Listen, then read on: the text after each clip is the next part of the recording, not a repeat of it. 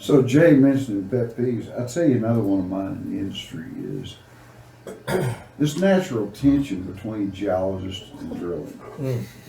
And we all know, especially the more complex a well becomes, of the need for collaboration, real-time collaboration between the Right. geologist and the drilling folks. And that was truly manifest on the Macondo. Because one of the comments coming back from the Tiger team, which was the geophysical team, was, how can you expect us to interpret the data when you're drilling like a, quote, bat out of hell? So this comes back to me, the geological aspect and how important that is. So my question is, and let me just tell you that one of the capabilities of our test is we can import ASCII data. We can graphically analyze it in exponentials, and we could also import analog data like cuttings characterization. How important is that, especially on some of the more complex HPHT, deep water? How important is seeing and visualizing both the drilling engineering traction data alongside the geological data and logging data in real time? Well, I mean, it's the same old thing. The more quality data I have, the better decision making I can have, right? Again, cuttings are lagged, gas are lagged. If I've got LWT tools down the hole, I'm getting information pretty quickly. And I'm going to get the detailed when I get the memory tool up. But a lot of times what they're doing is confirmation of what I'm seeing down the hole. And I think also with geology, I need to know where my formations are. I need to know did I come in high? Am I coming high in this formation? How does that change the plan of what I'm looking at? I may say I'm coming in at this formation at 10,000 feet. I don't hit it for another 1,000 feet. Why? We need to start making those decisions and understanding why. And how does that affect the rest of the well? For me, it's not the mechanics of protection lies in the systems on the rig. And that's why, again, I come back with the value added side of this thing. I think it is just another component, more information you can put in the system, more of those minor factors that maybe tip you over, those tipping points in the direction of what you need, the changes you need to be making to protect the well. I'd like to pick up another item of discussion here. We've talked around this particular item of interest to me, and I'd like to see if we can explore and drill down on this a bit more. I'd like to specifically talk about the pore pressure and fracture gradient. It's an important set of metrics, and it's important to keep our drilling operations safe, especially offshore. And there are regulatory issues. And I wanted to ask the group here at this round table if the capabilities that we have in the DrillSage RTAS product, being proactive and being able to monitor the pore pressure and fracture gradient behaviors in real time, how valuable that is and what implications for operations you see. In deep water, they're invaluable. You can't drill a well in deep water without it. On the Gulf, we finally realized this on the shelf when we started making some progress and drilling the shelf. We've got young people today that have never studied pore pressure and frac gradient. And it's becoming more and more and more important, even on land. Why? Because we keep depleting. And you've got to know those frac gradients, those pore pressures, to be able to sit there. And it's such an advantage to know those. Give you an example. I just had a long discussion with about FIT, formation integrity test. What is a formation integrity test? We've misnamed that. It's actually a cement integrity test. And the reason that we got into this argument, we were going to drill one well on a pad, and they said, well, if we do an FIT on this is another one of these efficiency things, that if we drill this well on this one pad, and doing FIT, the rock's gonna be the same all the way across. And I said, so you're telling me the cement job's gonna be the same across? I said, you're not testing, I mean, you drill 10 or 15 feet, you're out of that formation. I mean, out of that formation test. You could be, you try and set in a shell to cement with, and you're drilling in the sand below you, so what good is that to you? It's to your cement test that you're looking for. So, not having a good understanding of why we're doing FIT tests lends to the fact that we don't have a good understanding of what pore pressures and frac gradients will do to you on trying to drill a well.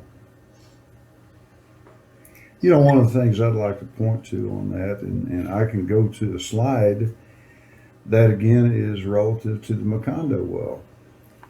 And there were several occasions while drilling where they actually exceeded the formation integrity test of the casing string above them.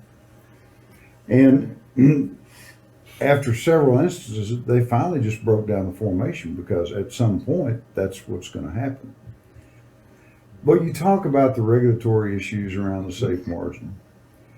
And let me first say that our TAS is architected so that you can actually enter and import the pore pressure fracture gradient information in digital form, portray the graphics, and we can see in real time whether or not, especially with the PWECD system, which most deep water operations have, you can see if you're staying within that envelope. And the importance is critical. You're either outside it and fracturing the well, which again happened on the Macondo and even happened deep, or you don't have enough mud weight, ECD, to control the pore pressure. So the importance of it is critical. And when you can display and actually user input what that safe margin should be, and I know there's a lot of argument about what it should be, but actually it's policy and it is regulation. So when you can do that and you can display it in real time and then look at those pore pressure fracture gradient predictions. And one thing we know about predictions in deep water, they're always wrong. But having the ability to keep them updated is critical, and knowing where you are within that margin. Our TAS can do that. We can import the digital pore pressure fracture gradient information. We can update it. But there's another aspect, and it has to do with trip speed. If you take a look at a lot of the tripping operations that occur in offshore operations, especially because of the cost, you'll see trip speeds that routinely exceed the instantaneous swab surge criteria. So what's happening, we blame things in hazards a lot that happen during trips, and it's true. But when we're tripping and exceeding those instantaneous boundaries of swab and surge to go outside the fracture margin gradient, or barely above or below the pore pressure, either swabbing or surging. So we destroy a lot of wellbores. And having a system that keeps track of that is once again a situational awareness. And I know of no other system that has that capability. And what does that mean? What does it mean to the geoscientist? It means everything. Because again, I'll refer to a comment that's a matter of record. The Tiger team on the Macondo well said infamously that you're drilling like a bat out of hell. How can we interpret the information? So it gives us another tool of awareness and watch capability. And to me, that's the importance. And you can argue the regulation aspect and what should be or shouldn't be forever if you want to. But the practicality is you really don't want to do it. And so if you're tracking that information, if you're watching it, if you're alarming it, exceeding LOT, FIT, et cetera, and or swab surge speed, then we know we're providing an added capability that's otherwise not in any other system.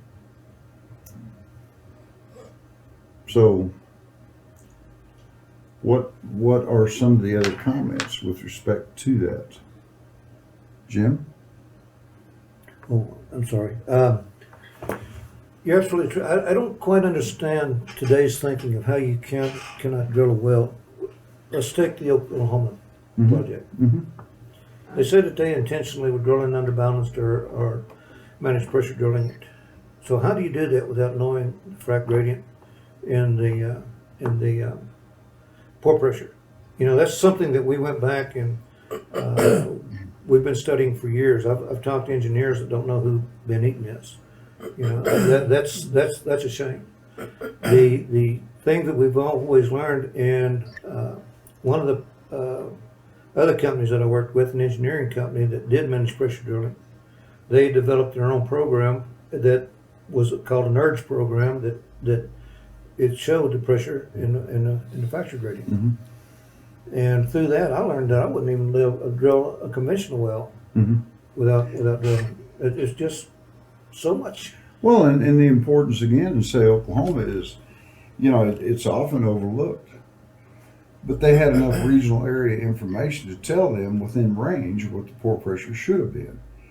The question then becomes, do you actually design and execute a well, even with a closed loop system, that's well beyond the boundaries of those safe limits? And the answer is no, you don't. And so, yeah, it can be equally critical. And that's the thing. When you talk about manufactured drilling, we talk about that, or infill drilling, or whatever you want to call it right there. I just talked to one of the majors the other day. I was talking to them about our program, and they said, well, we got stuck out there. And I said, you did? They go, yeah. And I said, how many wells did y'all drill? Oh, that's where we're on our sixth well of the pad. And I said, did you do a model? Did you have your pore pressures? Had you learned anything from the others? No. Didn't have a thing. This was a major. Mm-hmm. And it cost them way above to get that pipe free. They end up shooting off and sidetracking to because of a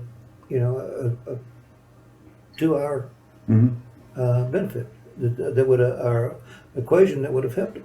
And it keeps going on, and that's what bothers me the most. That's one of my pet peeves, is that we're no longer doing engineering. Mm-hmm. I'm sorry, we're not. You go to design a well right now, you go to the cement people to get your cement. You go to the mud people to get your mud program. Mm-hmm. You go to the direction people to get your direction program. It goes on and on and on. And the one thing they never see in a spud meeting or never see in there is mentioning pore pressure or frac gradient. It all has to do with the mud weight. We're just spending, this is another one of my pet peeves. There is not a much, I spend a lot of time and a lot of effort, those of us that are engineers, getting an engineer degree, and a lot of hard work. And why we call a mud engineer is beyond my capabilities. They are a fluid specialist. Yeah.